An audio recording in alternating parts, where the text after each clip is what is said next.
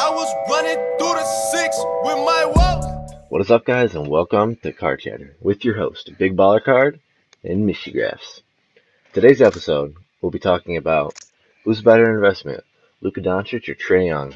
I say Luka Doncic all the way. This man over here, he's I a got Trae Young Trey. guy, but Trey away. All right, so Mike, give me your take. So, personally, I think both young stars, they're both great players. Both out of the 2018 draft class, traded basically for each other, their picks. And I think we really saw this year, their sophomore year, they both took a huge step forward in their game. Doncic really carried his team to the playoffs, and Trey, outstanding in scoring. But personally, I feel that Trey is not necessarily the better player, but the better investment. His prices are much lower than Doncic, and I'll get into a few reasons why. But I want to hear your case. All What do you right, think so about the two? you really said that well. So I think Luka Doncic is the all-around better player in my opinion. I think he's a guy who will have more value over the long term, and I just think if he continues to play how he is, his market will just continue to rise and rise and rise. And by that time, where he's averaging like 30 a game, like he still is, I think roughly, like probably like 26. But when he's averaging 30, um, his prices will be through the roofs. Like the Prism, PSA 10 rookies, they'll be doing like 3K. They'll be where Giannis's work because I think he's such a great player. Yeah. Well, one of my main reasons why I'm a big Trey fan and why I think he's the better investment is because of his shooting. I mean, Doncic is a great shooter. Don't Mm, get me wrong, but Trey, you see the comparisons to Curry. He is one of the best shooters in the NBA already, just in his second year.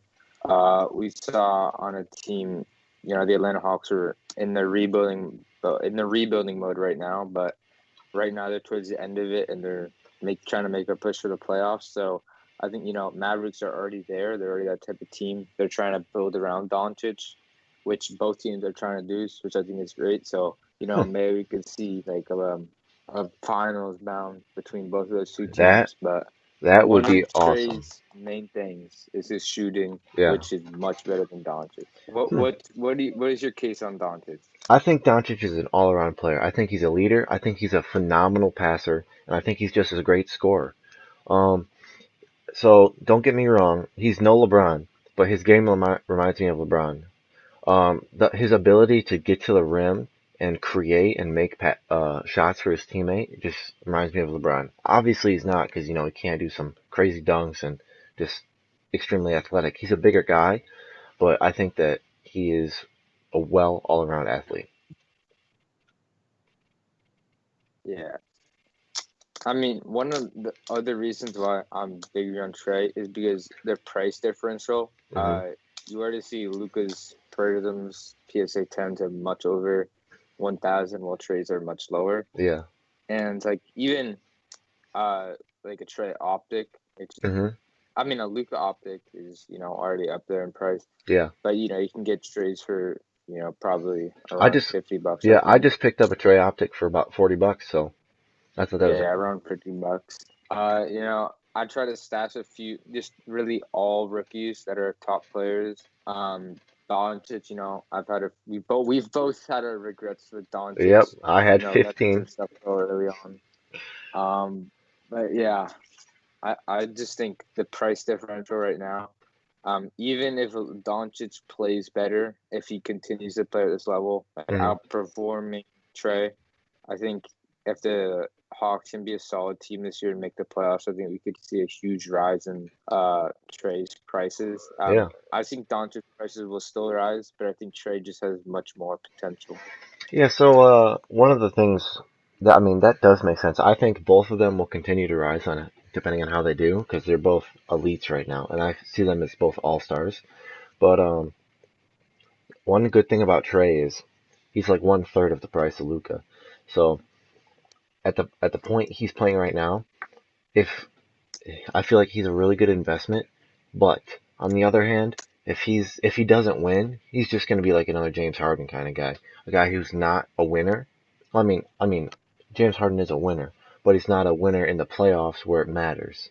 And I feel like that's where he'll end up to be if he doesn't get a team around him, and just get some more building blocks to becoming a successful team. Unlike the Mavericks, who have already made it to playoffs and who are just continuing to grow as a team. With I believe Porzingis is still there. Yeah.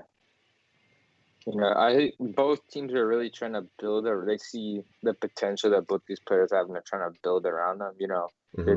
The Mavericks went after Porzingis pretty early on in Doncic's career, and they're a pretty good duo. Yeah, And then, they've got some younger pieces. John Collins, they went out, get Capella, signed a few good free agents this year, like Rondo. I think that'll be a great help for Trae. and their So yeah, draft pick this year. Who was that? Okongwu, I think, another big man for them. I think it's going to be great to pair with Trae. I think that So we'll he'll. see. I think since he played along with LaMelo, I feel like Trae and LaMelo kind of got the same style. They're both a newer type of player. They both come into the league with a little bit of style, so I feel like he could have a connection with Trae because he's kind of been around that type of player before.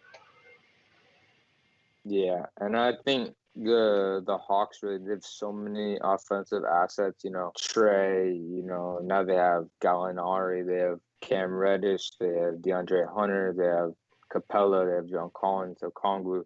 Like the list goes on with people who score. So last year Trae really had to carry the offensive load, and this year I think it's going to take a step back and step for more of a passer, which Hmm. he's really good at, and I think it's gonna make him much more of an efficient player.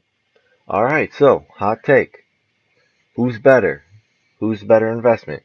You say Trae, I say Luka. But I mean, that's up for the viewers to decide who they want to buy, right? Yeah. Like an example, this card of Trae, a Ruby Wave Prism. If this gets a 10, it'll for Trae just around 950 to 1,000, and for Luca they go over 3,000. So you see the Hmm. price differential, A more big than difference. 3 times for Luca. Yep. Yep. Trey's got a lot of room to grow. I feel like Luka's got a lot of room to grow. We'll let the viewers decide. All right. This has been episode 5 of Card Chatter. Let's go, baby. With your host, Go Mr. Hawks. Grafson, Big Baller Now Card. we on your block and it's like a ghost town.